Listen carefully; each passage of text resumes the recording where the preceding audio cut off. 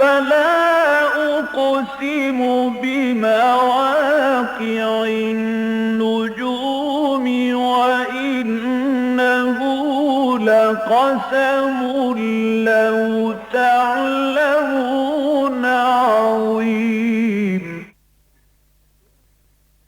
إنه لقرآن كريم في كتاب مكنون لا يمسه إلا المطهرون تنزيل من رب العالمين.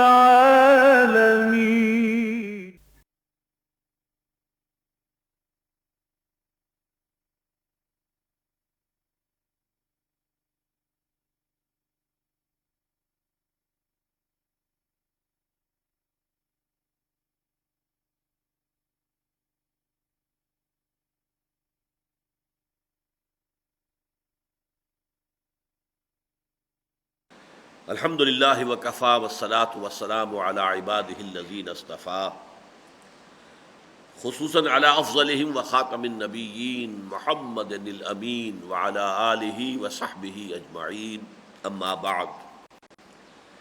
آپ کے علم میں ہے کہ ہم اس وقت سورہ آل عمران کے آخری رکوع کا مطالعہ کر رہے ہیں۔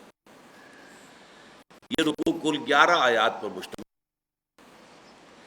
اعوذ باللہ من الشیطان الرجیم، بسم اللہ الرحمن الرحیم۔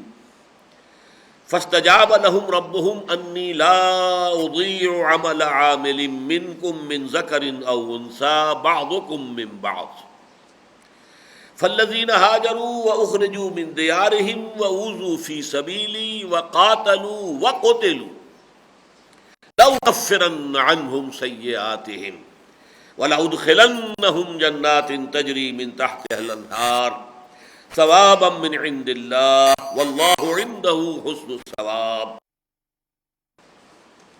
لَا يَغُرَّنَّكَ تَقَلُّبُ الَّذِينَ كَفَرُوا فِي الْبِلَادِ مَتَاعٌ قَلِيلٌ ثُمَّ مَأْوَاهُمْ جَهَنَّمُ وَبِئْسَ الْمِهَادُ لَكِنَّ الَّذِينَ اتَّقَوْا رَبَّهُمْ لَهُمْ جَنَّاتٌ تَجْرِي مِن تَحْتِهَا الْأَنْهَارُ خَالِدِينَ فِيهَا نُزُلًا مِّنْ عِندِ اللَّهِ وما عند اللہ خیر للابرار۔ وَإِنَّ مِنْ أَهْلِ الْكِتَابِ لَمَنْ يُؤْمِنُ بِاللَّهِ وَمَا أُنزِلَ إِلَيْكُمْ وَمَا أُنزِلَ إِلَيْهِمْ خَاشِعِينَ لِلَّهِ لَا يَشْتَرُونَ بِآيَاتِ اللَّهِ ثَمَنًا قَلِيلًا أُولَئِكَ لَهُمْ أَجْرُهُمْ عِندَ رَبِّهِمْ إِنَّ اللَّهَ سَرِيعُ الْحِسَابِ۔ يَا أَيُّهَا الَّذِينَ آمَنُوا اصْبِرُوا وَصَابِرُوا وَرَابِطُوا وَاتَّقُوا اللَّهَ لَعَلَّكُمْ تُفْلِحُونَ۔ صدق اللہ العظیم۔ رب اشرح لي صدری ویسر لي امری واحلل عقدۃ من لسانی یفقهوا قولی۔ اللهم ربنا الہمنا رشدنا واعذنا من شرور انفسنا۔ اللهم ارنا الحق حقا وارزقنا اتباعه وارنا الباطل باطلا وارزقنا اجتنابه، آمین یا رب العالمین۔ ذہن میں تازہ کر لیجئے کہ سورہ آل عمران کے آخری رکوع کی پہلی 6 آیات میں ایمان کا سنتھیسس، ایمان کا جینیسس، ایمان کیسے وجود میں آتا ہے، باشعور ہوش مند جو عقل سلیم اور فطرت سلیمہ کے مالک لوگ ہوں، ان کے اندر وہ ایمان کس طور سے درجہ بدرجہ آگے بڑھتا ہے کہ سب سے پہلے آیات آفاقی، آیات انفسی، آیات قرآنیہ اگر وہ بھی سامنے ہو، ورنہ ایک وقت ایسا ہے جب کہ قرآن نہیں ہے کسی کے سامنے۔ ظاہر بات ہے کہ حضرت لقمان کے سامنے کوئی کتاب موجود نہیں تھی۔ اسی طریقے سے زید بن عمرو بن نفیل جن کے بیٹے حضرت سعید ہیں رضی اللہ تعالی عنہ، یکی عشرہ مبشرہ، ظاہر بات ہے ان کے سامنے تو آیات قرآنیہ نہیں تھی، تو محض آیات آفاقیہ، آیات انفسیہ کے حوالے سے ان میں اللہ پر ایمان کا شعور جو ہے وہ بیدار ہوا۔ یہ پہلا درجہ ہے۔ اس کے بعد مزید غور و فکر، اب اللہ کو یاد رکھتے ہوئے مزید غور و فکر، الجھی ہوئی ڈور کو سلجھانے کا ظاہر بات ہے ایک ہی ذریعہ ہوتا ہے کہ اس کا سرا آپ کے ہاتھ میں آ گیا، وہ مت چھوڑیے۔ سرا چھوٹ جائے گا پھر بجھل جائے گی وہ۔ اس کا ایک سرا جو آپ کے ہاتھ میں آیا اس کو مضبوطی سے تھامیے۔ تو تو اس کائنات کی جو حقیقت ہے اس کی الجھی ہوئی ڈور کا سرا کیا ہے؟ ایمان باللہ. پہلے آپ نے اللہ کو پہچان لیا، یہ گویا کہ اب سرا آپ کے ہاتھ میں آ گیا. اب اسے تو مضبوطی سے تھامنا ہے، جس کی تعبیر کی گئی الذین یذکرون اللہ قیاما وقعودا وعلی جنوبہم. اب مزید غور و فکر سے کام لینا ہے. اب یہاں تعقل کا پروسیس آ جائے گا. اس کے نتیجے میں انسان دوسرے ایمان تک بھی از خود پہنچ جاتا ہے. وہ اولو الالباب، ہوش مند لوگ، الذین یعقلون، باشعور لوگ، وہ اس نتیجے تک پہنچتے ہیں کہ انسانی اعمال ضائع ہونے والی شے نہیں ہے. اچھائی کا اچھا، برائی کا برا بدلہ نکلنا چاہیے. اور چونکہ وہ اس دنیا میں نہیں نکلتا نظر آتا، لہذا ایک دوسری زندگی ہونی چاہیے. یہاں سے گویا کہ ایمان باللہ کے بعد ایمان بالمعاد یا ایمان بالآخرت تک بھی ان کی رسائی ہوگی. اب اگر ایسے لوگ خوش قسمت ہوں، میں اگر کہہ رہا ہوں خوش قسمت ہوں، حضرت زید خوش قسمت نہیں تھے اس معنی میں کہ ان کا انتقال ہو گیا، حضور پر ابھی وحی کا آغاز نہیں ہوا تھا. انہی کے کاؤنٹر پارٹ سمجھیے حضرت ابوبکر ہیں، وہ انتہائی خوش قسمت تھے کہ ان کے سامنے حضور پر قرآن مجید کے نزول کا آغاز ہو گیا، اور حضور نے جب اپنی دعوت ان کے سامنے رکھی تو انہوں نے فوراً تصدیق کر دی. یہ الفاظ ہیں حضور کے صلی اللہ علیہ وسلم کہ میں نے جس کے سامنے بھی اپنی دعوت رکھی ہے اس نے کچھ نہ کچھ ضرور توقف کیا، کچھ نہ کچھ تردد، سوچ بچار، سوائے ابو بکر کے کہ اس نے ایک لہجے کا بھی تردد نہیں کیا، کوئی توقف نہیں. اس کی وجہ کیا؟ وجہ یہ کہ تو ان کے دل میں تھا. دیکھنا تقریر کی لذت کہ جو اس نے کہا، میں نے یہ جانا کہ گویا یہی میرے دل میں ہے، یہ تو میرے اپنے دل کی پکار ہے. اس کی آواز جو ہے در حقیقت اسی کی صدائے بازگشت ہے. لہذا انہیں اس کے تسلیم کرنے میں ہرگز کوئی نہ تأمل ہوا، نہ کوئی تردد ہوا، نہ کوئی تذبذب ہوا، بلکہ فوری طور پر انہوں نے اس کی تصدیق کر دی. اب یہ جو لوگ ہیں، پھر ان کی دعا نقل ہوئی، جیسا کہ میں نے آپ کو بتایا تھا کہ سورہ بقرہ میں اور سورہ آل عمران میں یہ بھی ایک جو ہے مشابہ اور مماثل معاملہ ہے کہ سورہ بقرہ کے آخر میں بھی دعا آئی ہے بڑی عظیم. ربنا لا تؤاخذنا ان نسینا او اخطانا ربنا ولا تحمل علينا اصرا كما حملته على الذين من قبلنا ربنا ولا تحملنا ما لا طاقة لنا به واعف عنا واغفر لنا وارحمنا انت مولانا فانصرنا على القوم الكافرين. یہ طویل ترین دعا ہے جو قرآن مجید میں تلقین ہوئی ہے مسلمانوں کو، اور یہ صحیح ہے بالکل تناسب کے اعتبار سے، ریشو پروپورشن کے حساب سے بھی، کہ چونکہ طویل ترین سورت قرآن مجید کی سورہ بقرہ ہے، لہذا اسی کے اختتام پر یہ طویل ترین دعا جو ہے اللہ تعالیٰ نے تلقین فرمائی. لیکن یہ دیکھیے کہ تقریباً اتنی ہی طویل دعا یہ بھی ہے جو آل عمران کے آخری رکوع میں آ رہی ہے، اگرچہ یہ یہاں پر 3 آیات کے اندر جو ہے پھیلی ہوئی ہے. ربنا انک من تدخل النار فقد اخزیتہ وما للظالمین من انصار ربنا اننا سمعنا منادیا ینادی للایمان ان آمنوا بربکم فآمنا ربنا فاغفر لنا ذنوبنا وکفر عنا سیئاتنا وتوفنا مع الابرار ربنا وآتنا ما وعدتنا على رسلک ولا تخزنا یوم القیامہ انک لا تخلف المیعاد. یہ بھی عظیم ترین دعا ہے کہ جو 3 آیات کے اوپر پھیلی ہوئی. اس حوالے سے اب جو آگے بات چل رہی ہے وہ ہے کہ اس دعا کی فوری قبولیت کا اعلان اللہ تعالیٰ کی طرف سے ہو رہا ہے، کیونکہ یہ لوگ جو ہیں، یہ صدیقین، یہ باشعور لوگ جن کی فطرت بھی سلیمہ تھی، عقل سلیم سے بھی وہ نوازے گئے اور انہوں نے اس کا سفر طے کیا اور باشعور ایمان تک ان کی رسائی ہو گئی. یہ لوگ جو ہے گویا کہ نوع انسانی کا اصل گل سرسبت جو ہے وہ یہی ہے، یہی اصل میں گویا کہ خلاصہ ہے ان کا، لب لباب ہے نوع انسانی کا. لہذا ان کی دعا فاستجاب لهم ربهم، تو ان کی دعا کو قبول فرمایا ان کے رب نے.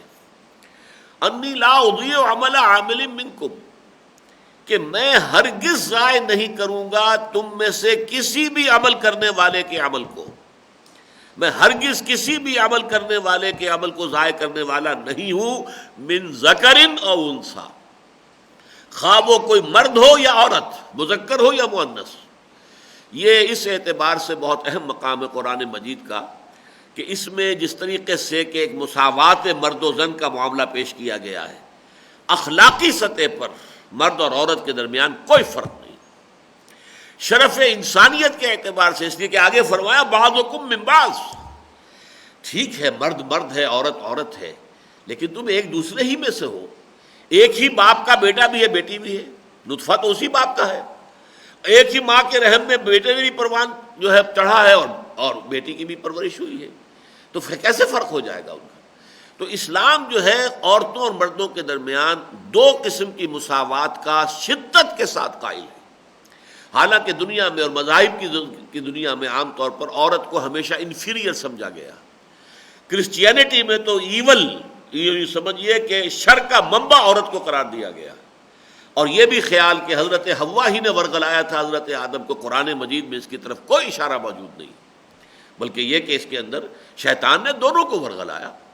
اس میں کوئی وہ نہیں ہے کہ پہلے جو ہے حوا کو ورگلایا اور حوا نے پھر آدم کو، قطعاً قرآن مجید میں نہیں، یہ سب تورات کی روایات ہیں جو ہمارے ہاں آ گئی۔ تو دو کامل مساواتیں ہیں مردوں اور عورتوں کے درمیان از روئے قرآن، شرف انسانیت میں، human dignity, they share it equally, بالکل برابر، وہ بھی ہیومن بینگ ہے، یہ بھی ہیومن بینگ ہے۔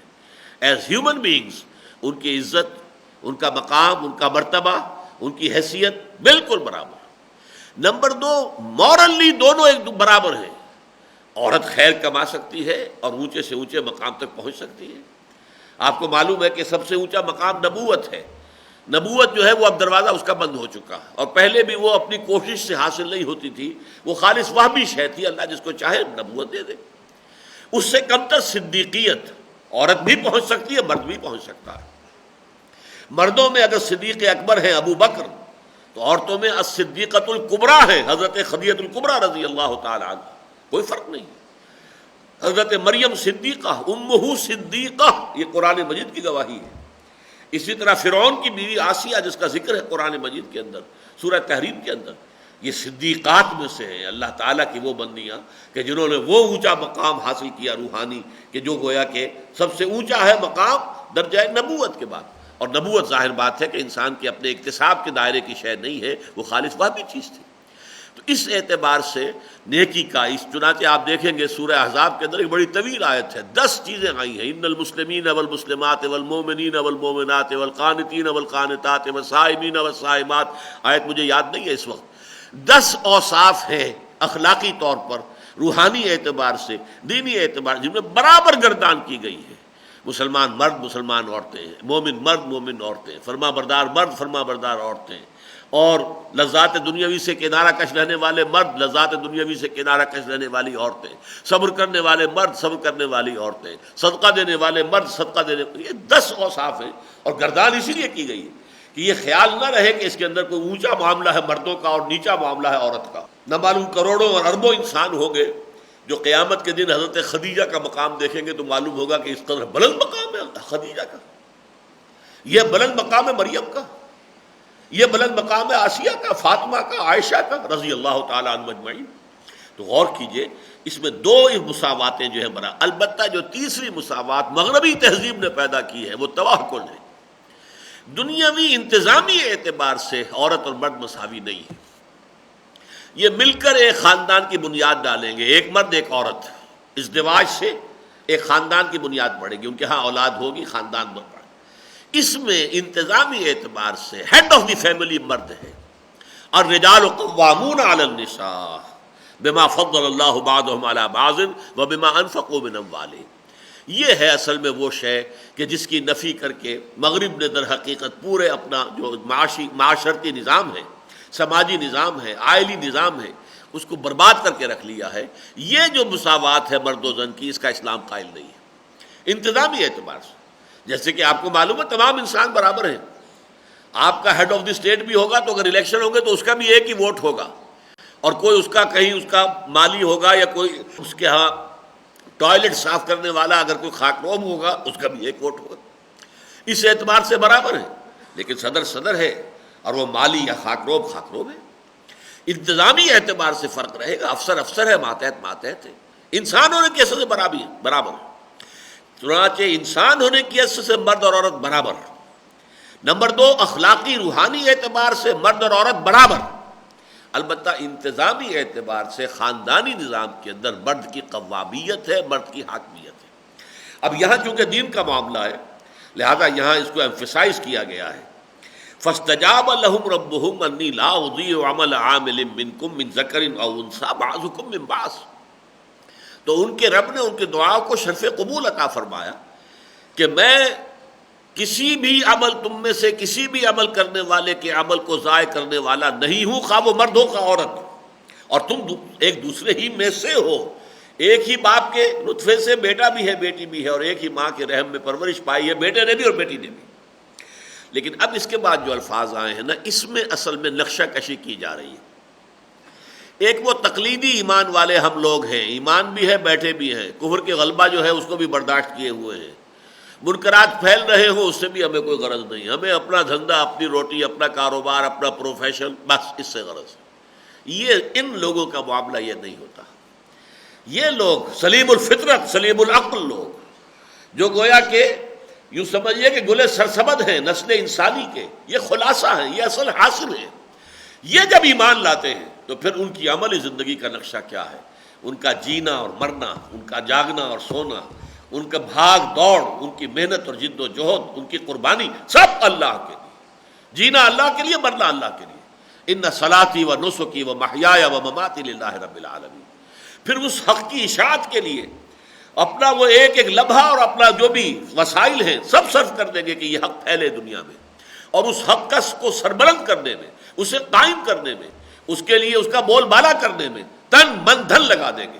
یہ ان کا نقشہ ہوگا، وہ نقشہ ایکٹیوسٹ جسے آپ کہتے ہیں، وہ نقشہ ہوگا ایک بہت ہی فعال انسان کا، جو کسی نظریے کے لیے، اس کے فروغ کے لیے، اور پھر اس کی بنیاد پر قائم ہونے والے نظام کے لیے تن من دھن وقف کر دے۔ یہ الفاظ اس اعتبار سے بہت جو ہیں اہم ہیں۔ فالذین ہاجروا واخرجوا من دیارہم واوذوا فی سبیلی وقاتلوا وقتلوا لأکفرن عنہم سیئاتہم ولأدخلنہم جنات تجری من تحتہا الانہار ثوابا من عند اللہ واللہ عندہ حسن الثواب۔ اب ذرا نوٹ کیجئے یہاں انداز کیا ہے، فقرے کی کو جو کنسٹرکشن ہے کہ میں تو تم میں سے کسی بھی عمل کرنے والے کے کسی بھی عمل کو، چھوٹے سے چھوٹے عمل کو بھی ضائع کرنے والا نہیں ہوں۔ کجا وہ لوگ کہ جن کی شان یہ ہے، کجا وہ لوگ الذین ہاجروا، جنہوں نے میری راہ میں ہجرت کی، واخرجوا من دیارہم، اور وہ اپنے گھروں سے نکال دیے گئے، واوذوا فی سبیلی، اور جنہیں میری راہ میں ایذائیں پہنچائی گئی، وقاتلوا، اور جنہوں نے میرے دین کے لیے جنگ کی، وقتلوا، اور اپنی جانیں قربان کر دی۔ اب ظاہر بات ہے ان کا کیا کہنا، یعنی یہ کنسٹرکشن جو ہے جملے کی یہ ہے کہ میں تو کوئی مرد ہو کوئی عورت ہو، اس کے چھوٹے سے چھوٹے عمل کو بھی ضائع کرنے والا نہیں ہوں، سب کا پورا پورا بھرپور صلہ میں دوں گا، تو کجا یہ لوگ، ان کا کیا کہنا ہے جن لوگوں کی حالت یہ ہے کہ انہوں نے کوئی چیز بھی بچا کر نہیں رکھی۔ تو بچا بچا کے نہ رکھ اسے تیرا آئینہ ہے وہ آئینہ کہ شکستہ ہو تو عزیز تر ہے نگاہ آئینہ ساز میں۔ اپنا تن من دھن قربان کر دیا، پوری زندگی لگا دی، نچھاور کر دی، تو ان کے کیا کہنے ہیں؟ ان کے لیے تو میرے جو وعدے ہیں بڑے پختہ ہیں۔ آپ کو معلوم ہے عربی زبان میں اس سے زیادہ تاکید کا اسلوب نہیں ہے۔ لَأُكَفِّرَنَّ، میں لازماً دور کر دوں گا ان سے ان کی برائیوں کو۔ لَأُكَفِّرَنَّ عَنْهُمْ سَيِّئَاتِهِمْ وَلَأُدْخِلَنَّهُمْ، اور لازماً داخل کروں گا انہیں ان باغات میں جن کے نیچے ندیاں بہتی ہوں گی۔ ثواب من عند اللہ واللہ عندہ حسن الثواب، یہ اللہ کی طرف سے بدلہ ہوگا، اور یقیناً اللہ ہی کے پاس بہترین بدلہ ہے۔ اب یہ تو میں نے اس جو جملے کی کنسٹرکشن آپ کے سامنے رکھ دی کہ اصل کیا ہے، اس کی ترکیب کیا ہے، انالیسس، ترکیب نحوی، کہ اصل میں یہ کہ کوئی بھی چھوٹے سے چھوٹا عمل بھی ضائع ہونے والا نہیں، اور یہ عمل تو بہت بلند ہے، بہت بڑے ہیں، یہ تو چوٹی کے اعمال ہیں۔ جنہوں نے ان کا جو ہے ان اعمال کا جن سے اظہار ہوا، ان کے کیا کہنے، ان کے لیے تو میرا بدلہ جو ہے نہایت مؤکد۔ اب اس میں ذرا نوٹ کیجئے کہ یہ ساری چیزیں وہ ہیں جس میں مرد اور عورت برابر کے شریک رہے۔ ہجرت حبشہ میں آپ کو معلوم ہے حضرت عثمان رضی اللہ تعالیٰ عنہ ہجرت کر کے گئے، تو ان کے ساتھ ان کی اہلیہ حضور کی صاحبزادی حضرت رقیہ رضی اللہ تعالیٰ عنہما وہ بھی ساتھ تھی۔ حضرت ام حبیبہ کہ جو اپنے شوہر کے ساتھ ہجرت کر کے حبشہ گئی ہے، وہ شوہر وہاں جا کر مرتد ہو گیا، عیسائی ہو گیا، شرابی تھا بہت زیادہ، اور شراب اس وقت تک حرام بھی نہیں تھی، لیکن وہ کوئی بہت ہی زیادہ رسیہ تھا شراب کا، اور وہاں عام طور پہ شراب نہیں ملتی ہوگی، تو اسے ایسی صحبت اختیار کرنی پڑی کہ جس میں کہ شراب آسانی سے مل سکتی تھی، تو لہٰذا اس نے وہ عیسائیت اختیار کر لی، اور اس لیے پھر حضرت ام حبیبہ کا نکاح فسخ ہوا اس سے، اور پھر حضور نے پیغام بھیجا مدینے سے، ہجرت کر کے حضور اس وقت مدینہ تشریف لے جا چکے تھے، وہاں سے پیغام حضور نے بھیجا ہے، اور حضرت نجاشی نے نکاح پڑھایا ہے ام حبیبہ کا حضور کے ساتھ غائبانہ، حضور مدینے میں ہے اور نکاح جو ہے حضرت ام حبیبہ کا وہ حبشہ میں ہو رہا ہے، اور پڑھانے والے نکاح کے جو ہے حضرت نجاشی ہیں، انہوں نے ہی اپنے پاس سے مہر بھی عطا کیا۔ اب یہ جو میں نے آپ کے سامنے مثالیں رکھی، فالذین ہاجروا، مرد بھی شریک ہیں، عورتیں بھی شریک ہیں، وَأُخْرِجُوا مِن دِيَارِهِمْ، اور جو اپنے گھروں سے نکالے گئے ہیں، یہ گویا کہ در حقیقت یوں سمجھیے کہ پہلی ہجرت جو تھی وہ والنٹری تھی، اس وقت تک ابھی حالات وہ نہیں تھے، البتہ یہ کہ اجازت دے دی گئی تھی ہجرت حبشہ کے لیے کہ جس سے سختیاں برداشت نہیں ہو پا رہی، جو یہاں کی پرسیکیوشن کو جھیلنا جو ہے وہ مشکل دیکھ رہے ہیں، وہ جا سکتے ہیں، چلے جائیں، اجازت تھی لیکن وہ لازمی بھی نہیں تھی، اور اس وقت تک صورتحال ایسی نہیں تھی کہ وہ یقیناً وہاں سے جو عرب جو ہے نکال رہے ہوں کہ نکلو یہاں سے۔ لیکن دوسری ہجرت جو ہوئی ہے اس میں یہ دونوں پہلو آ گئے تھے، اب جو تلے ہوئے تھے لوگ کہ انہیں نکالو مکے سے، اور نمبر دو یہ کہ اب یہ ہجرت فرض بھی تھی، تو یہاں فرمایا فالذین ہاجروا واخرجوا من دیارہم واوذوا فی سبیلی، اور جو میری راہ میں جنہیں ایذائیں پہنچائی گئی، ایذائیں صحابہ کرام کو جیسے مردوں کو پہنچائی گئی ہیں ویسے ہی عورتوں کو پہنچائی گئی، جیسے کہ حضرت بلال خباب بن الارت رضی اللہ تعالی عنہما، ایسے ہی حضرت ابو فقیر بھی تھے، اور حضرت سمیہ تھی رضی اللہ تعالی عنہا، ان کو بھی شدید ترین ٹارچر ابو جہل نے کیا ہے، اور بھی تھی جو کہ کنیزوں میں سے تھی اور وہ ایمان لائی تھی، تو لہذا انہیں تکلیفیں دی گئی۔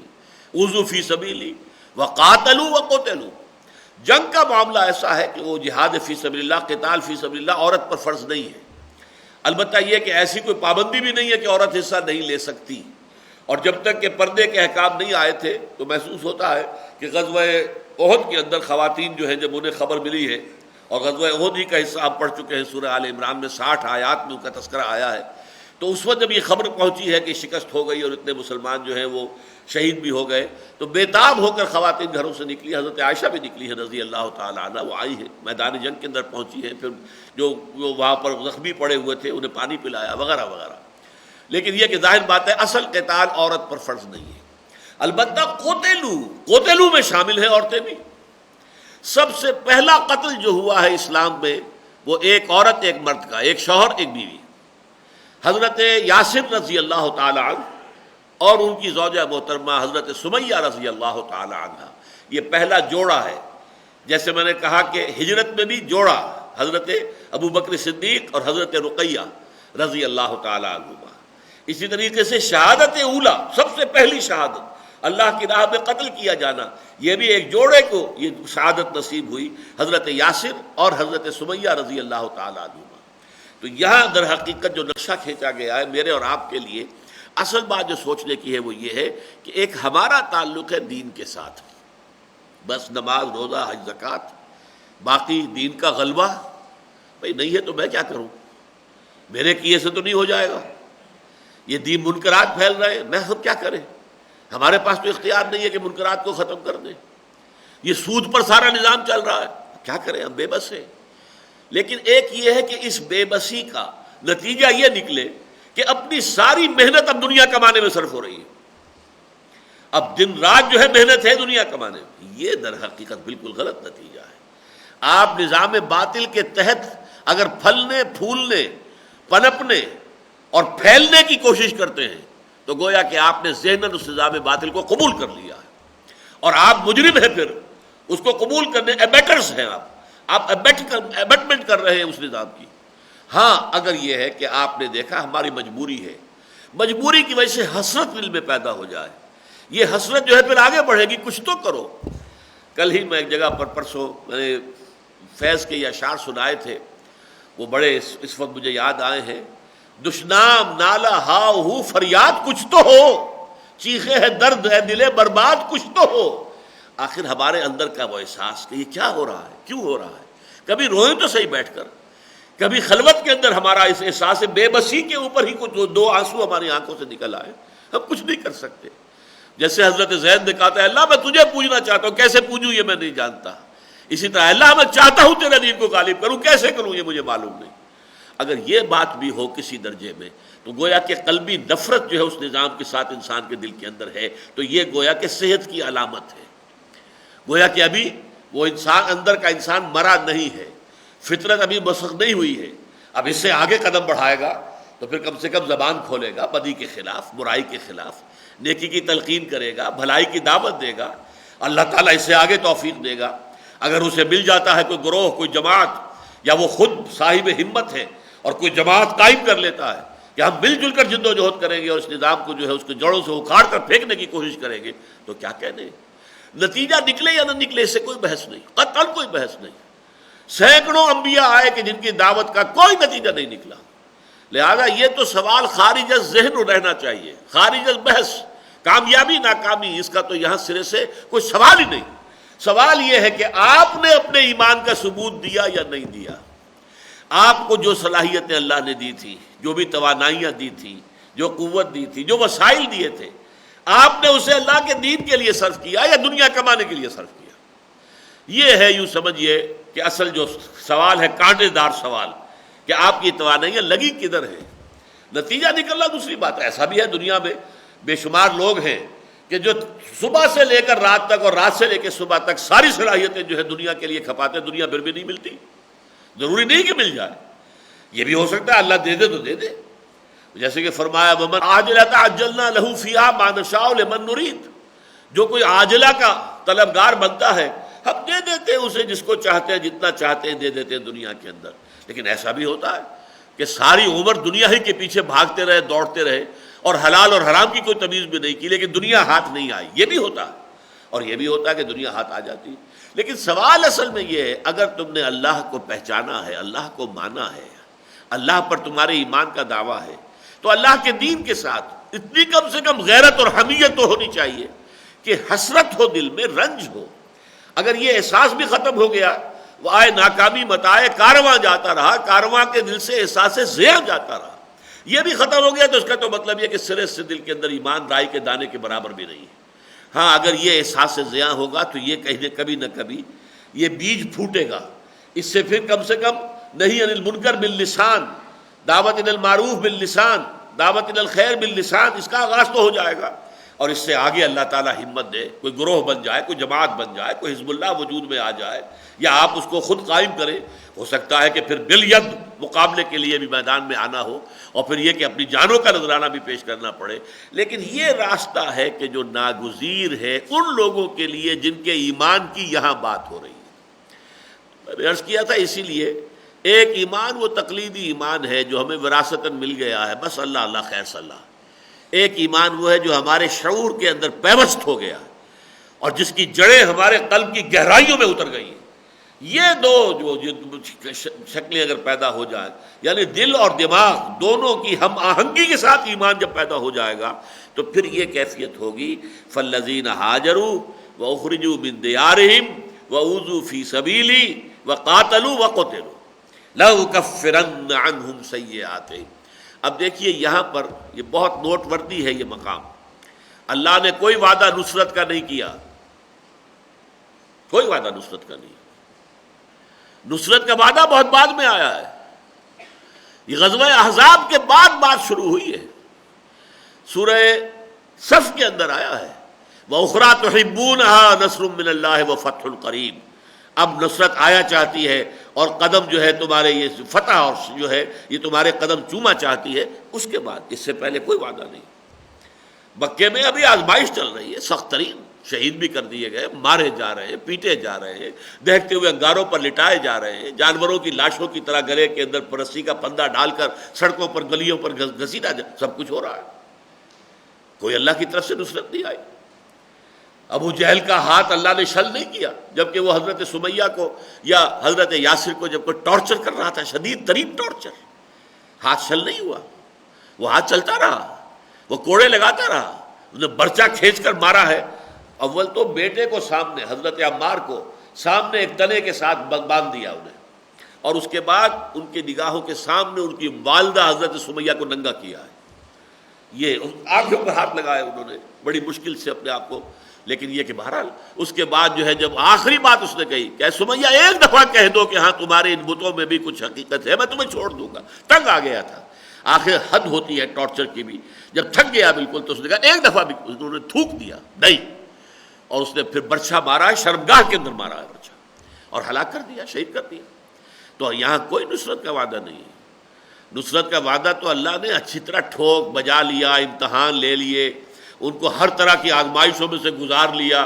غزوہ احزاب کے موقع پر جو آزمائش ہوئی تھی، جیسی خوفناک صورتحال ڈیولپ ہو گئی تھی، اس کے بعد جب مسلمانوں نے ثبوت فراہم کر دیا اپنی ثابت قدمی کا، اپنے استقلال کا، تو پھر یہ ہے کہ وعدہ ہوا ہے. یہاں اصل شے کیا ہے؟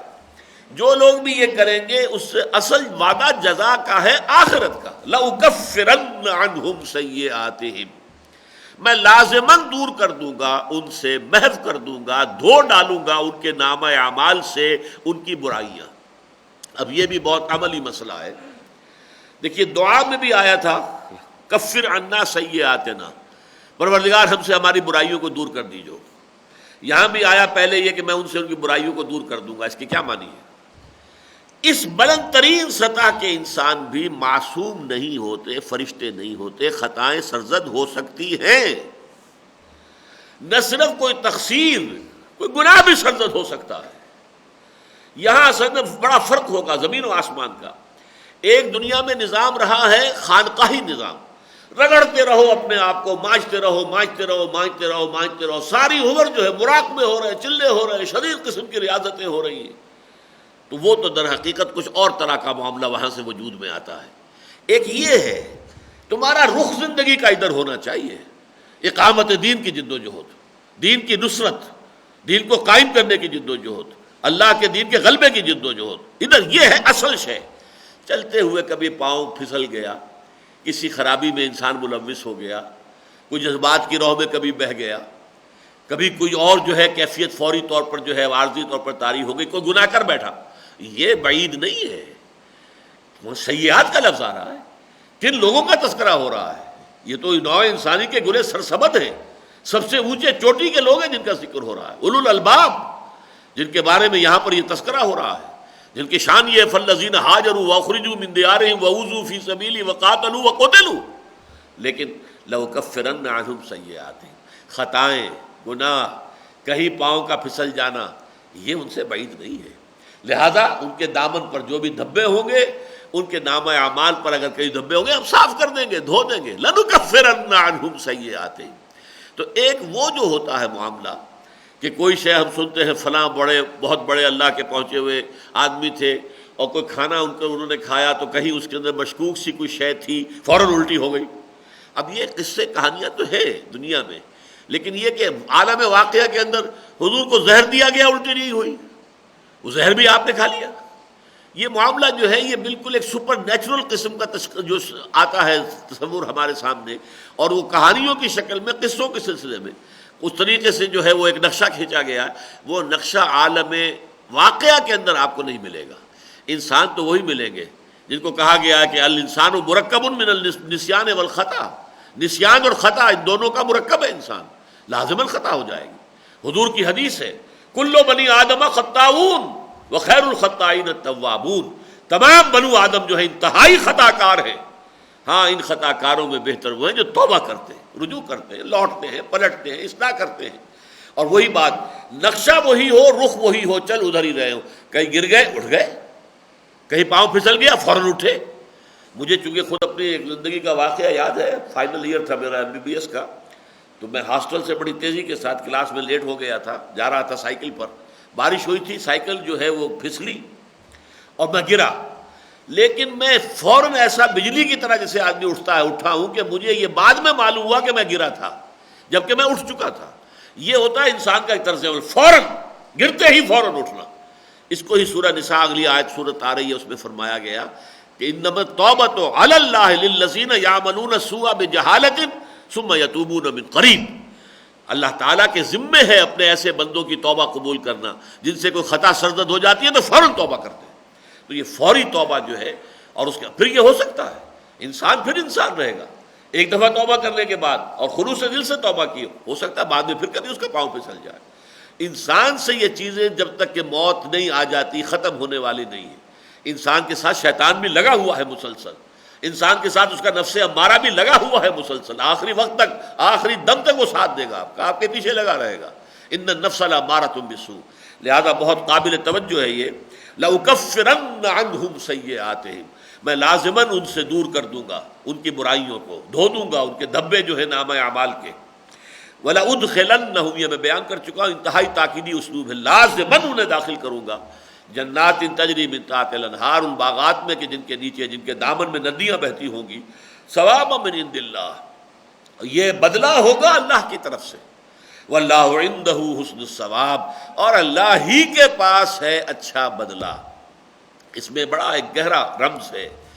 دیکھیے دنیا میں ہم جو کام کرتے ہیں، کبھی کوئی کام کسی اپنے دوست کا کوئی کام کر رہے ہیں اس توقع میں کہ کبھی میرا اب یہ دوست جو ہے یہ بھی میرے کسی کام آئے گا، کوئی بدلے کا ذہن میں، چاہے وہ حساب دوستان در دل والی بات ہوتی ہے، چاہے اس کو آپ اس پہ لاؤٹ نہیں کرتے ہیں ان سو مینی ورڈز، لیکن ہوتا ہے یہ۔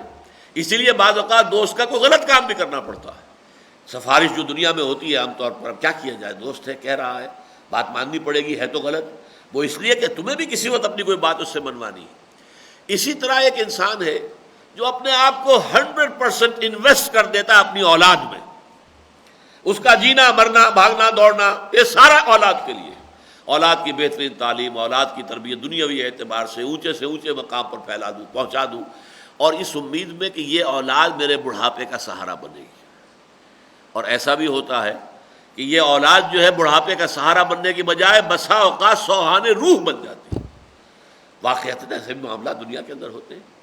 ہاں ایک ہستی ایسی ہے کہ اس کے لیے جو کام بھی کرو گے اس کا اجر و ثواب بالکل ری انشورڈ، بالکل پختہ، جس میں کسی شک و شبے کی گنجائش نہیں۔ اولاد تمہیں کیا بدلہ دے دے گی؟ قوم کی خدمت میں لگے رہو گے، قوم تمہیں کیا دے دے گی؟ وطن کی خدمت میں لگے رہو گے، وطن تمہیں کیا دے دے گا؟ ہاں اللہ کی خدمت میں لگے رہو تو اللہ تعالیٰ تمہارے ہر کوشش، محنت، ہر ایثار، ہر قربانی کا پورا پورا بدلہ دے گا۔ واللہ عندہ، اس کو کہتے ہیں اسلوب حصر، اللہ ہی ہے جس کے پاس اچھا ثواب موجود ہے، اور کسی کے پاس ثواب ہے ہی نہیں، دینے کو ہے کیا، کوئی کیا دے دے گا تمہیں؟ آپ نے پڑھا ہوگا ہسٹری آف انگلینڈ میں کہ ایک بادشاہ تھا بہت لالچی، اور اس کا ایک وزیر تھا جو بہت مشہور تھا اسی میں کہ وہ ہر طریقے سے جائز ناجائز ہتھ کنڈوں سے لوگوں کی دولت گھسیٹتا تھا اور بادشاہ کا خزانہ بھرتا تھا۔ لیکن بڑھاپے میں آ کر پھر وہ بادشاہ کا معتوب ہو گیا، اس کے اوپر جو ہے بادشاہ کا عتاب نازل ہوا۔ تو اس نے کہا بہت حسرت سے، Had I served God as I served the king، اگر جیسے کہ میں نے بادشاہ کی خدمت کی تھی، اگر میں نے کہیں خدا کی خدمت کی ہوتی تو مجھے اس بڑھاپے کی عمر میں اس طرح ذلیل و خوار نہ کرتا۔ وہ اللہ تعالیٰ جو ہے اس کے لیے جو محنت کی جائے گی یقیناً اس کا بھرپور صلہ مل جائے گا۔ واللہ عندہ حسن الثواب۔ اگلی آیت میں پھر وہی بات سامنے آ رہی ہے جو میں نے آپ سے عرض کی کہ یہاں کسی نصرت خداوندی کا فوری طور پر وعدہ نہیں کیا گیا۔ اگلی آیت میں کیا فرمایا؟ لا یغرنک تقلب الذین کفروا فی البلاد متاع قلیل ثم مأواہم جہنم وبئس المہاد۔ تمہیں ہرگز دھوکے میں نہ ڈالے چلت پھرت ان لوگوں کی جنہوں نے کفر کیا ہے زمین کے اندر۔ ہوتا کیا ہے؟ اب دیکھیے مکی دور دیکھیے، مسلمان اللہ کے ماننے والے رسول کے دامن سے وابستہ مارے جا رہے ہیں، پیٹے جا رہے ہیں، بھوکے رکھے جا رہے ہیں، اور کفار بدماش اور وہ مشرکین دلدلاتے پھر رہے ہیں، ان کی جو ہے عیش ہو رہے ہیں، بہترین کھا رہے ہیں۔ یہ ساری کیفیت آخر نظر آ رہی تھی نا۔ پھر ان کے قافلے جا رہے ہیں، آ رہے ہیں، بڑے شان و شوکت کے ساتھ قافلہ گیا ہے، شان و شوکت کے ساتھ آیا ہے، ڈھول بجاتے ہوئے گئے ہیں، ڈھول بجاتے ہوئے آ رہے ہیں، تو دیکھنے والے کے دل پر اس کا ایک اثر ہوتا ہے۔ یہ دنیا میں ہر مرحلے پر جب بھی کوئی تحریک ہوگی، دین کے لیے کام کرنے والوں کو اس نفسیاتی صورتحال سے سابقہ لازماً پیش آئے۔ ان لوگوں کے لیے عیش ہے، ان کے لیے آرام ہے، ان کے لیے دنیا میں ان کے چرچے ہیں، ان کی پذیرائی مل رہی ہے، ان کے لیے جو ہے وہ ریسیپشنز جو ہے ارینج کیے جا رہے ہیں، ان کو سپاس نامے پیش کیے جا رہے ہیں۔ یہ چلت پھرت، یہ ایاب و ذہاب، یہ رونقیں، یہ ان کے اندر جو شان و شوکت کے مظاہر نظر آتے ہیں، اس سے نفسیاتی طور پر جو انسان پر اثر پڑتا ہے اس کا جواب ہے یہ آیت. لا یغرنک تقلب الذین کفروا فی البلاد. تقلب قلب بدلنا، الٹ پلٹ نہ کرنا. تقلب جانا آنا، اس کو ہم کہیں گے چلت پھرت. زمین میں ملکوں میں چلت پھرت، کیسے دن دناتے پھر رہے ہیں، کیسے آج یہاں ہیں کل وہاں ہیں پرسوں وہاں ہیں. ابھی میں چند دن پہلے میں ٹوکیو میں تھا، اس کے بعد پھر میں سول میں تھا، اور پھر میں یہاں آیا تھا، پھر میں نے وہاں کیا ہے، پھر میں پیرس میں تھا. آپ کو ایسے لوگ ملیں گے جو بیٹھے ہوئے گفتگو کر رہے ہیں. معلوم ہوتا ہے ان کا ایک پاؤں یہاں ہے، ایک ویسٹ میں ہے، ایک ایسٹ میں ہے تو ایک ویسٹ میں ہے. یہ ساری صورتحال. کاروبار ہیں پھیلے ہوئے ہیں، وہاں بھی ہیں یہاں بھی ہے، ہانگ کانگ میں بھی ہے، دبئی میں بھی ہے، اور بھی جگہ پر ہے، پاکستان میں بھی ہے، نہ معلوم کہاں کہاں ہے. یہ ساری چلت پھرت جو ہے، تو جو اللہ کے دین کے خادم ہیں، جنہوں نے اپنے آپ کو اس کام میں لگایا ہے، ان کے دل پر اس کا کوئی منفی اثر نہیں پڑنا چاہیے. یہ ہے اصل اس آیت کا حاصل. لا یغرنک تقلب الذین کفروا فی البلاد. تمہیں دھوکے میں نہ ڈال دے. یہ ان کافروں کی اس دنیا میں ملکوں کے اندر چلت پھرت، ایاب و ذہاب جو ہے، آنا جانا، شان و شوکت، اس کی وجہ سے دھوکہ نہ کھا جانا. متاع قلیل، یہ بہت ہی تھوڑی سی دیر کے لیے بہت ہی حقیر سا برتنے کا سامان ہے. یہ زندگی ہے کیا؟ کتنی ہے؟ کتنی لمبی ہے؟ آج مرے کل جنگ پر لو، کیا پتہ ہے، بات ختم ہو جائے گی. یہ ساری چمک دمک، یہ ساری جو ہے چلت پھرت، یہ شوق، یہ سارا کا سارا جو بھی ہے ان کا، یہ کیا ہے؟ عارضی چند دنوں کی یہ چلت پھرت ہے. متاع قلیل ثم مأواہم جہنم، پھر ان کا ٹھکانہ جو ہے وہ جہنم ہے. وبئس المہاد، اور وہ بہت ہی برا بستر ہے، بہت ہی برا ٹھکانہ ہے. یہ بھی ایک، جیسا کہ میں نے عرض کیا، دین کے لیے کام کرنے والے، فالذین ہاجروا واخرجوا من دیارہم واوذوا فی سبیلی وقاتلوا وقتلوا، جو لوگ بھی اس راہ پر چلنے والے ہیں، ان لوگوں کے لیے ایک بہت بڑی نصیحت یہ ہے کہ تمہیں دیکھنا ہوگا، شان و شوکت ان کی ہوگی، دنیا میں بول بالے ان کے ہوں گے، ان کے جو ہے جلوس نکل رہے ہوں گے، ان کی طرف لوگوں کا رجحان ہوگا، لوگ جو ہے ان کے نعرے لگا رہے ہوں گے، ان کے زندہ باد کے نعرے فلک شگاف ہوں گے. سب دیکھو گے، تمہیں دیکھنا پڑے گا. اس دیکھنے کے باوجود حق پر قائم رہنا. بدا الاسلام غریبا وسیعود کما بدا. اسلام جب شروع ہوا ہے تب وہ اجنبی سا تھا، کوئی اس کا جاننے پہچاننے والا تھا ہی نہیں. اس کے بعد اسلام کے اندر جب قوت آ گئی تو پھر تو سب کے سبھی اس کے جاننے پہچاننے والے بن گئے. لیکن حضور نے فرمایا بہت جلد اسلام دوبارہ غریب ہو جائے گا. فطوبی للغرباء، تو پھر مبارکباد ہے ان لوگوں کے لیے جو اسلام کے دور غربت میں خود بھی غریب ہو جائیں. دنیا کہے دقیانوس ہیں، یہ اگلے زمانے کے ہیں لوگ، اگلے وقتوں کے ہیں یہ لوگ، انہیں کچھ نہ کہو، ان سے کوئی کیا بات کرنی ہے جی، یہ تو بڑے فنڈامنٹلسٹ ہیں، یہ تو بڑے ہی جو ہیں جذباتی لوگ ہیں، یہ تو بہت یعنی ایک طرح سے یوں سمجھیے کہ دیوانے ہو گئے ہیں، مجنوں ہو گئے ہیں. لیکن یہ سب کچھ سننا پڑے گا. لیکن الذین اتقوا ربہم، پھر دیکھیے وہی پوائنٹ آ گیا. وعدہ جو اللہ کا ہے اہل ایمان سے، وہ اصل میں آخرت کا وعدہ ہے، دنیا کا وعدہ لازم نہیں ہے. بے شمار انبیاء گئے، دنیا میں کوئی کامیابی حاصل نہیں ہوئی. انبیاء کیا، اللہ کے بڑے بڑے رسول چلے گئے دنیا سے اور کوئی کامیابی حاصل نہیں ہوئی. حضرت عیسیٰ کو کون سی کامیابی حاصل ہوئی؟ اتنی عظیم شخصیت، عظیم ترین معجزات جن کو دیے گئے. روح اللہ، کلمۃ منہ، اللہ کا خاص کلمہ، اللہ کی خاص روح، ان کا مقام اور مرتبہ ذرا اندازہ کیجیے آپ. کیا کامیابی حاصل ہوئی؟ کچھ بھی نہیں. دنیا کی کامیابی کی کوئی گارنٹی نہیں ہے قطعاً. جو لوگ اس کو اپنا مقصود بنا لیتے ہیں وہ پھر گھبرا بھی جاتے ہیں، پھر فرسٹریشنز ہوتی ہیں، پھر ناکامی کی وجہ سے ڈپریشن آتی ہے. یہ کیا ہوا، میں کچھ نہیں کر سکا، میں نے اپنی زندگی لگا دی پوری، کچھ حاصل نہیں ہوا. اس کے نتیجے میں پھر انسان کے اعصاب جواب دے جاتے ہیں. یا یہ پھر ہوگا انسان پھر سوچتا ہے کہ سیدھے راستے سے نہیں ہو رہا، کسی ٹیڑھی انگلیوں سے گھی نکالوں، کوئی بائی ہک اور بائی کروک. جیسے کہ فٹ بالر جو ہے یا ہاکی کھیلنے والا جو ہے وہ اپنی بال کو کیری کرتا ہے، ادھر سے ادھر سے ادھر سے ادھر سے، کہیں سے ہو کر نکل جاؤ، کامیابی حاصل ہونی چاہیے. بس یہ سب سے بڑا خناس ہے جو دماغ میں پیدا ہوتا ہے، جس سے تحریکیں برباد ہو کر رہ جاتی ہیں. بہت عرصے کی محنتیں اور کوششیں اور جد و جہد اور دن رات کی جو بھی محنت تھی، نتائج زیرو ہو جاتے ہیں صرف اس وجہ سے کہ آدمی دنیا کی کامیابی کے پیچھے پڑ کر اور اس کو بھی ایک معیار سمجھ لے، تو واقعہ یہ ہے کہ پھر اندیشہ ہے یا شدید ڈپریشن، مایوسی، فرسٹریشن، انتہائی بددلی، اور یا یہ ہے کہ کوئی الٹا سیدھا کام کر کے اپنی ساری محنت کے اوپر پانی پھیر لینا۔ تو نوٹ کیجئے کہ وعدہ کیا ہے، لیکن الذین اتقوا ربہم، اس کے برعکس جن لوگوں نے اللہ کا تقوی اختیار کیا ہوگا، لہم جنات تجری من تحتہا الانہار، ان کے لیے باغات ہوں گے جن کے دامن میں ندیاں بہتی ہوں گی، خالدین فیہا، جس میں وہ ہمیشہ ہمیش رہیں گے، نزلا من عند اللہ واللہ وما عند اللہ خیر للابرار۔ اب یہ بھی اگرچہ بہت مرتبہ میں نے اس نقطے کو واضح کیا، آج پھر نوٹ کر لیجئے، نزل کہتے ہیں عربی زبان میں اولین مہمان نوازی، نزیل کہتے ہیں اترنے والا، نزیل، نزلہ ینزل، اترنا۔ پہلے کیا ہوتا تھا، گھوڑے سے اتر کر کوئی آپ کے دروازے پر آ کر گھوڑے سے اترا تو نزیل ہے، اونٹ سے اترا تو نزیل ہے، آج آپ کار پر جاتے ہیں کہیں کسی کے ہاں، وہاں سے اترتے تو نزیل ہے۔ اب یہ نزیل کہلاتا ہے، ضیف نہیں ہے، یہ نزیل ہے، ابھی اترا ہی ہے، اور اس کو فوری طور پر جو آپ پیش کریں گے وہ نزل کہلائے گا۔ آتے ہی، گرمی ہے تو کوئی ٹھنڈا پانی، کوئی ٹھنڈا مشروب، سردی ہے تو چائے پیش کیجئے۔ اس کے بعد جب وہ آپ کے ہاں مقیم ہو گیا، اب وہ ضیف کہلائے گا۔ پہلے وہ صرف نزیل ہے، اب جب وہ مقیم ہو گیا آپ کے پاس تو اب یہ ضیف ہے۔ اب جو اہتمام کریں گے آپ اس کے لیے، اس کی دعوت کا، اس کے لیے بہتر سے بہتر کو پکوان پکوائیں گے، اہتمام کریں، یہ ضیافت کہلائے گی۔ تو نزل اور ضیافت میں زمین و آسمان کا فرق ہے۔ قرآن مجید سے یہ معلوم ہوتا ہے کہ جنت کی جتنی نعمتوں کا تذکرہ کیا یہ سب نزل ہیں۔ جنت کی اصل نعمتیں وہ ہیں جو ضیافت جو ہونی ہے اس کا ہم کو تصور کر ہی نہیں سکتے۔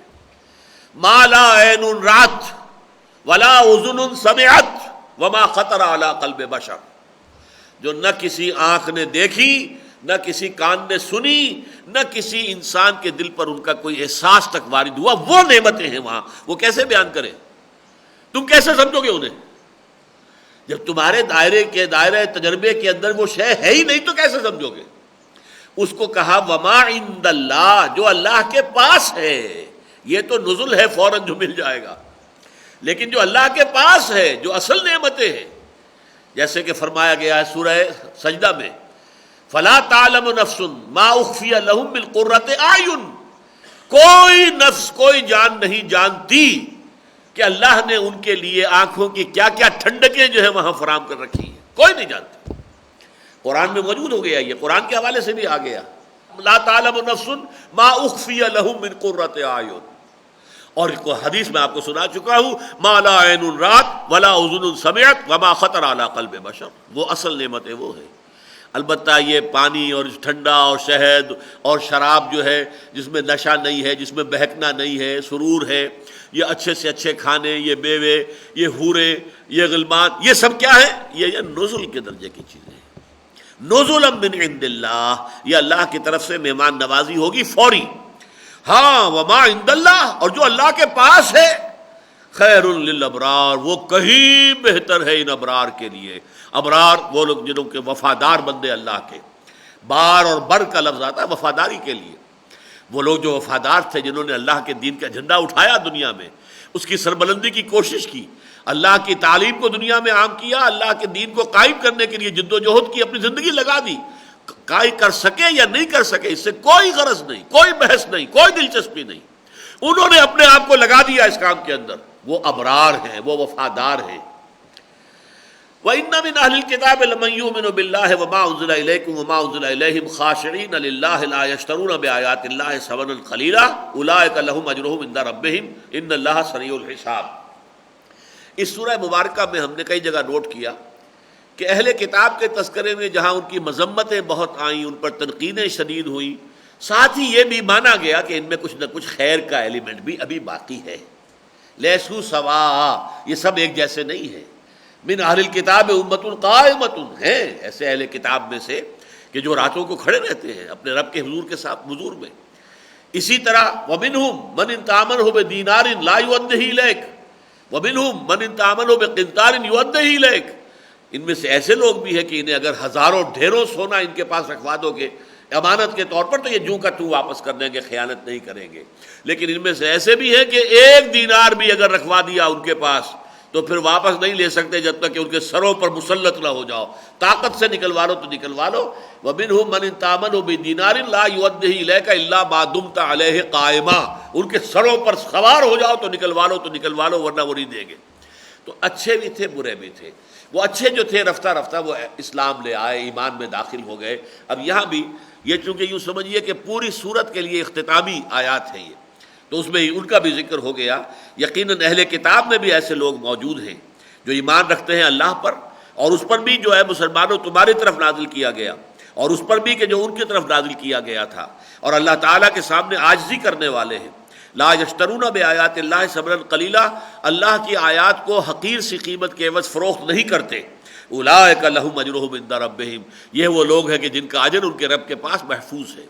بلکہ بعض احادیث میں آیا ہے، بعض جگہ قرآن میں بھی اشارے ہیں کہ ان کے لیے دوہرا اجر ہے. ایک صاحب کتاب تھا، موسیٰ کا ماننے والا، عیسیٰ کا ماننے والا، اور پھر وہ حضور پر بھی ایمان لیا، اس کو دوہرا اجر ملے گا. تو اس اعتبار سے اللہ تعالیٰ نے ان کو ایک درجہ عطا فرمایا ہے. ان اللہ سریع الحساب، اور اللہ تعالیٰ کو حساب چکاتے دیر نہیں لگتی. یہ اللہ تعالیٰ کا اجر جو ہے یہ کہ بہت لمبے چوڑی جمع تقسیم اس میں نہیں ہونی ہے. وہ کمپیوٹرز جو ہیں اللہ کے، وہ کوئی بہت ہی بڑے کمپیوٹرز ہیں، آنے واحد کے اندر آپ کا پورا کچا چٹھا آپ کے سامنے ہوگا. اب آخری آیت آئی ہے، اور یہ سمجھیے کہ بہترین اختتام ہے اس سورہ مبارکہ کا. یا ایھا الذین آمنوا اصبروا وصابروا ورابطوا واتقوا اللہ لعلکم تفلحون. پہلی بات تو یہ نوٹ کیجئے کہ یہ میں نے قرآن مجید میں کئی جگہ دیکھا ہے، چار الفاظ اس طریقے سے جڑ کر آنا.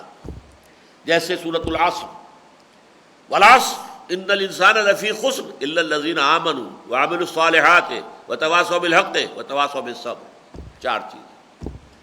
سورہ حج کی لاسٹ بٹ ون آیت، چار چیزیں. یا ایھا الذین آمنوا ارکعوا واسجدوا واعبدوا ربکم وافعلوا الخیر لعلکم تفلحون.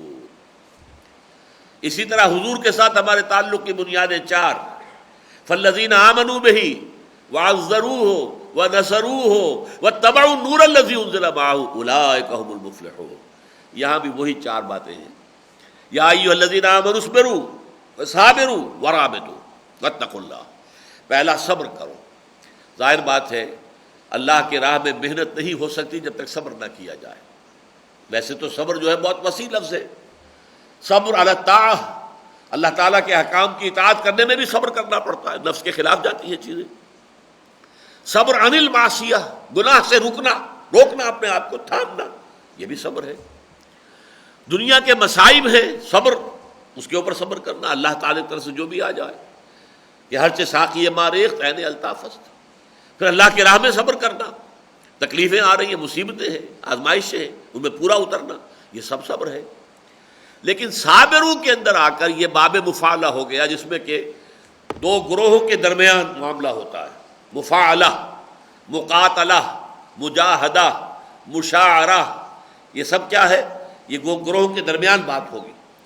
تو صابروں کا مطلب ہے یہ مصابرت، صبر میں ایک دوسرے پر بازی لے جانے کی کوشش. یعنی یہ کفار بھی صبر کر رہے ہیں کہ نہیں کر رہے؟ یہ اپنے جھوٹے معبودوں کے لیے صبر کر رہے ہیں کہ نہیں کر رہے؟ ان کے 70 بدر میں مارے گئے تھے، ایک ہی سال کے اندر دوبارہ 3000 کی نفری لے کر آ گئے، تمہارے اوپر چڑھ گئے. دیکھا تم نے؟ اسی طریقے سے تمہیں صبر کرنا ہوگا. بلکہ جب تک تم صبر میں ان پر بازی نہیں لے جاؤ گے، تم اللہ کے لیے صبر کر رہے ہو، وہ تو معبودان باطل کے لیے صبر کر رہے ہیں. جیسا کہ حضور نے کہلوایا تھا صحابہ سے، اللہ مولانا ولا مولا لکم. جب یہ جو غزوہ احد کے اندر جب ایک شکست ہوئی ہے اور تکلیف پہنچی ہے مسلمانوں کو، جب واپس جاتے ہوئے ابو سفیان جو اس وقت سپہ سالار تھے، بعد میں ایمان لے آئے، اس وقت انہوں نے نعرے لگوائے اعلیٰ حبل. صحابہ خاموش تھے. حضور نے فرمایا تم جواب دو. جی ہم کیا کہیں؟ کہو اللہ اعلیٰ واجل. نہیں، اللہ ہے سب سے بلند اور بالا اور اجل. پھر اس نے کہا لنا عزا ولا عزا لکم. اے مسلمانوں، ہماری دیوی ہے عزا، وہ ہماری مددگار ہے، تمہاری کوئی عزا ہے ہی نہیں، تمہاری کوئی پوچھنے والی ہے ہی نہیں، تمہیں کوئی مدد دینے والی ہے نہیں. تو حضور نے فرمایا جواب دو اللہ مولانا ولا مولا لکم. اللہ ہمارا مولا ہے، تمہارا کوئی مولا نہیں۔ تو اسی طریقے سے یوں سمجھیے کہ صبر کے مقابلے میں صبر، اور صبر میں ان سے بازی لے جائیں گے آپ، تب جو ہے جیتیں گے، تب آپ کو کامیابی حاصل ہوگی۔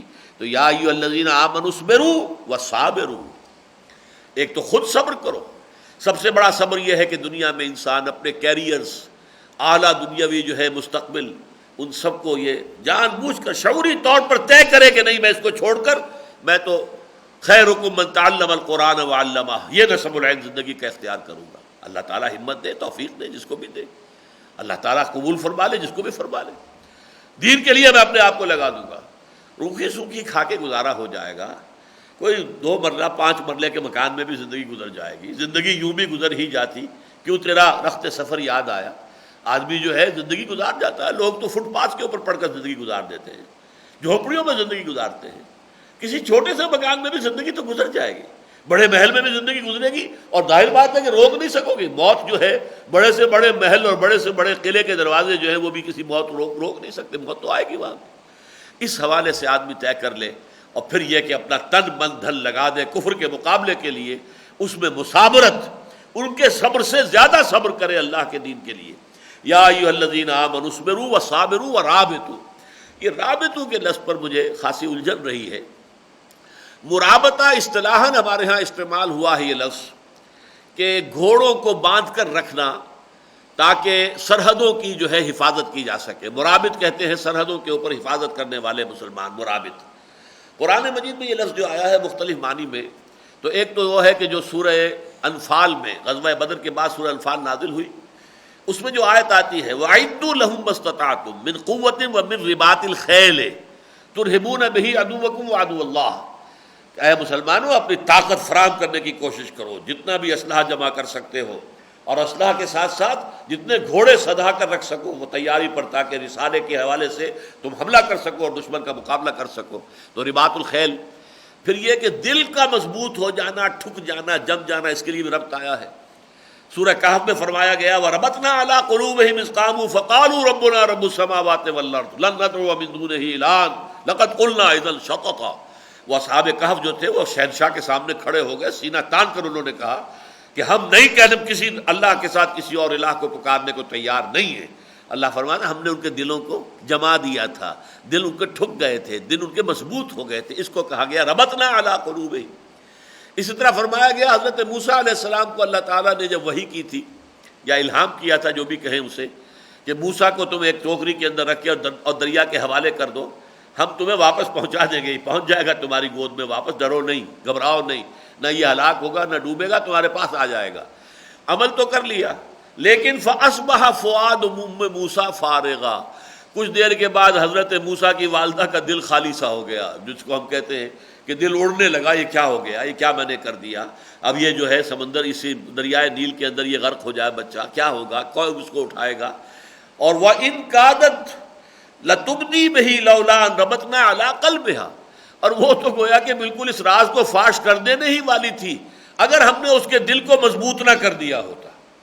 تو اصل میں ربط کے جو لفظی معنی ہے کسی شے کا ٹھک جانا، مضبوط ہو جانا، جم جانا، بندھ جانا، باندھ دینا، یہ تمام مفاہیم میرے نزدیک یہاں پر، اور میں حیران ہوں کہ ادھر کسی اور کی ذہن تو ادھر نہیں گیا ہے، میں اپنی رائے آپ کے سامنے عرض کر رہا ہوں کہ یہاں مراد ہے اپنے نظم کو آپس میں ایک دوسرے کے ساتھ جڑے رہو، بندھے رہو، جو ہم نے سورہ مبارکہ کے بالکل وسط میں جو آیت پڑھی تھی وَاعْتَصِمُوا بِحَبْلِ اللَّهِ جَمِيعًا، پہلی بات تھی یا ایھا الذین آمنوا اتقوا اللہ حق تقاتہ ولا تموتن الا وانتم مسلمون، اہل ایمان اللہ کا تقوی اختیار کرو جتنا کہ اس کے تقوی کا حق ہے، اور دیکھنا موت نہ آنے پائے مگر فرما برداری کی حالت میں۔ اگلی آیت وَاعْتَصِمُوا بِحَبْلِ اللَّهِ جَمِيعًا وَلَا تَفَرَّقُوا، اور اس سے آگے پھر آیا ہے وَلَا تَكُونُوا كَالَّذِينَ تَفَرَّقُوا وَاخْتَلَفُوا مِن بَعْدِ مَا جَاءَهُمُ الْبَيِّنَاتُ، یہ تفرقہ ڈالنا، اور جو غزوہ احد کے اندر حادثہ پیش آیا تھا اس کے بارے میں ہم پڑھ چکے ہیں کہ فرمایا گیا کہ ہم نے تو تم سے وعدہ پورا کر دیا تھا، لَقَدْ صَدَقَكُمُ اللَّهُ وَعْدَهُ إِذْ تَحُسُّونَهُم بِإِذْنِهِ حَتَّىٰ إِذَا فَشِلْتُمْ وَتَنَازَعْتُمْ فِي الْأَمْرِ، تم نے ڈسپلن کی خلاف ورزی کی، تم ڈھیلے پڑے، تم نے نظم کو توڑا، اس کی سزا ہم نے تمہیں دی۔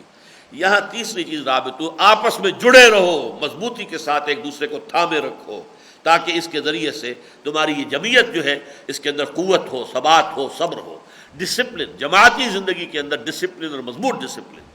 اور آخری شے وہ تو جامع ترین ہے ہی ہے، وہاں وہ پہلے تھی اس صورت کے وسط میں یا ایھا الذین آمنوا اتقوا اللہ حق تقاتہ، پہلے یہ تھی اور پھر تھی واعتصموا بحبل اللہ جمیعا. یہاں واعتصموا بحبل اللہ ورابطوا، اور اس کے بعد واتقوا اللہ، اللہ کا تقوی اختیار کرو، لعلکم تفلحون، تاکہ تم فلاح پاؤ. اللہم وفقنا لہذا، اللہ تعالیٰ ہمیں اس کی توفیق عطا فرمائے اور اللہ کے دین کے لیے ہی اپنا تن من دھن وقت کرنے کی توفیق عطا فرمائے. بارک اللہ لی ولکم فی القرآن العظیم ونفعنی وإیاکم بالآیات والذکر الحکیم.